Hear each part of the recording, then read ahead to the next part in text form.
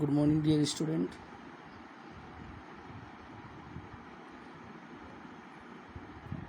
Lost Spring written by Anees Jung के part second दूसरे भाग का इस वीडियो में शुरू करते हैं।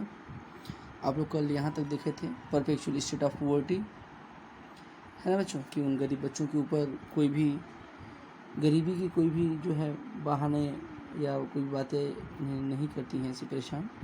आइए देखते हैं अगला। I remember story a man from Udupi once told me as a young boy he would go to school past an old temple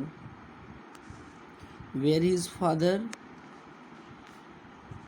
was a priest. He would stop briefly at the temple and pray for a pair of shoes. 30 years later, I visited his town, and the temple, which was now drowned in an air of desolation. In the backyard where lived the new priest, there were red and white plastic chairs.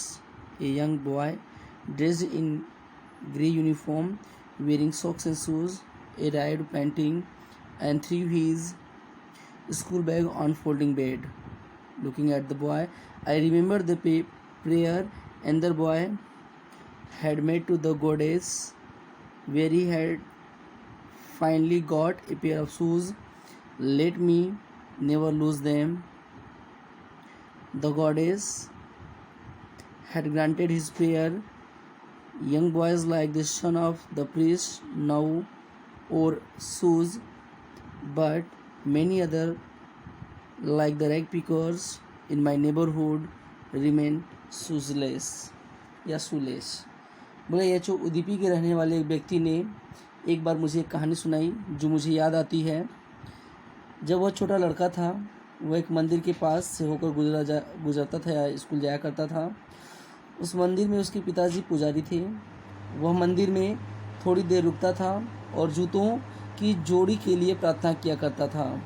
20 वर्ष बाद मैंने उस कस्बे का और उस पुराने मंदिर को देखा जो बिल्कुल उजाड़ पड़ा हुआ था। उस मंदिर के पीछे जहाँ नया पुजारी रहता था, लाल और सफ़ेद प्लास्टिक की कुर्सियाँ थीं। एक छोटा लड़का जो स्लेटी रंग की वेशभूषा पहने हुए था और जूते और मोजे पहने हुए था, हाफता हुआ आया और अपना जो स्कूल का बैग था वह एक फोल्डिंग बेड पर फेंक दिया। लड़के की ओर देखते हुए मुझे उस दूसरे लड़की की याद आई जो है ना बच्चों, गॉडेस मतलब देवी के सामने प्रार्थना किया करता था जब वो स्कूल जाया करता था मंदिर में। तो स्कूल जाया करता तो मंदिर में देवी की पूजा करता था। जब अंत में उससे जूतों की जोड़ी प्राप्त हो गई तो उसने कहा, ये मेरे जूते कभी नहीं खोए। देवी ने उसकी प्रार्थना स्वीकार कर ली। पुजारी के लड़के की तरह अब छोटे लड़के जूते पहनते थे, पर बहुत से अन्य जैसे मेरे पड़ोस में जो रैग पिकर्स थे या जो कूड़ा कचरा बीनने वाले लड़के थे, है ना, जो बिना जूते के ही वे रहते थे। अगला पैसेज देखेंगे बच्चों।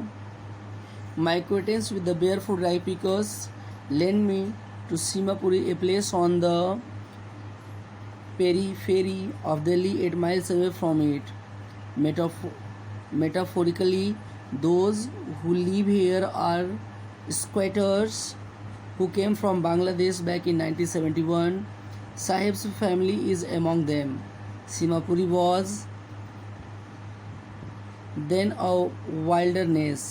It still is, but it is no longer empty. In structure of mud with roof of tin and tarpaulin, devoid of sewage, drainage of running water, live 10,000 rag pickers. They have lived here for more than 30 years without an identity, without permits, but with ration card that get their names on voters list and enable them to buy grains. Food is more important for survival than an identity. If at the end of the day we can feed our family and go to bed without an aching stomach, we would rather live here than in the field that gave us no grain. say a group of women in tattered sari. When I asked them why they left their beautiful land of green field and rivers, wherever they find food, they pitch their tents that become transit home. Children grow up in them, becoming partners in survival and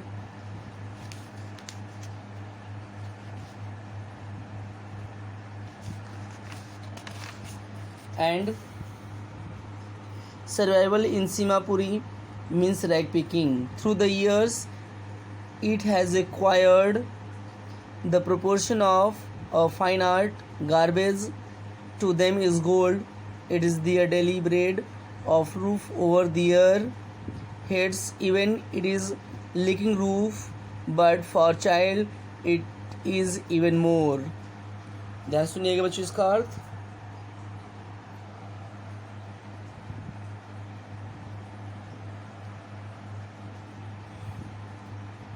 कहा गया पीछे से आप देख सकते हैं यहाँ से कि my acquaintance with the barefoot rag pickers lend me to Seemapuri. बोला ये चो कि नंगे पैर जो कबाड़ियों से मेरी जान पहचान थी मुझे सीमापुरी ले जाती है. वह स्थान दिल्ली के बाहरी इलाके में है, फिर भी वह लाक्षणिक रूप से वहाँ से मीलों दूर है. वे लोग जो यहाँ रहते हैं अवैध रूप से बसने वाले हैं. वे सन 1971 में बांग्लादेश से आए थे. साहेब का परिवार उनमें से एक है. उस समय सीमापुरी एक उजाड़ क्षेत्र था. अब यह भी है, पर यह खाली नहीं है. वहाँ कच्चे मकान हैं, उन पर टीन या तिरपाल की छत है. जिस सीवर लाइन व उचित जल निकासी का अभाव झेल रहा है. वहाँ 10,000 रैग पिकर्स रहते हैं. वे वहाँ 30 वर्षों से भी ज़्यादा समय से रह रहे हैं. कोई पहचान पत्र और परमिट या उनके पास कोई अनुमति वहाँ रहने की नहीं है, लेकिन राशन कार्ड मिल चुके हैं जिससे उनके नाम वोटर लिस्ट में और मतदाता सूची में आए हैं और उसकी सहायता से वे अनाज खरीद सकते हैं. आगे बोलाइए बच्चों. अस्तित्व के लिए पहचान की अपेक्षा भोजन अधिक महत्वपूर्ण है. जब मैंने पुरानी फटी साड़ियाँ पहने स्त्रियों के एक समूह से पूछा कि तुम अपने हरे भरे खेतों और नदियों के सुंदर देश को छोड़कर क्यों आई हो, तो उसने उत्तर दिया, यदि दिन छिपने पर हमें अपने परिवार का भोजन करा सकते हैं और हमारे पेट में दर्द न हो, ऐसी दशा में हम सो सकते हैं, तो हम यहाँ रहना बेहतर समझते हैं उन खेतों की अपेक्षा जो हमें अन्न न दे पाते हों. आगे बोलाइए बच्चों कि जहाँ कहीं भी उन लोगों को भोजन मिलता है वे लोग वहीं ही अपना तंबू गाड़ देते हैं और चलते फिरते रहते हैं. Children grow up in them becoming partners in survival. बच्चे बड़े होते हैं है ना, और उनके सहभागी हो जाते हैं जीवन यापन में. सीमापुरी का अस्तित्व और सर्वाइवल इन सीमापुरी मीन्स रैग पिकिंग. और सीमापुरी में रहने का मतलब है कि कूड़े कचरे बिना रैग पिकिंग करना. वर्षों से सीमापुरी ने ललित कला का बड़ा आकार प्राप्त किया है. कचरा उनके लिए सोना है, वह उनकी रोजी रोटी है.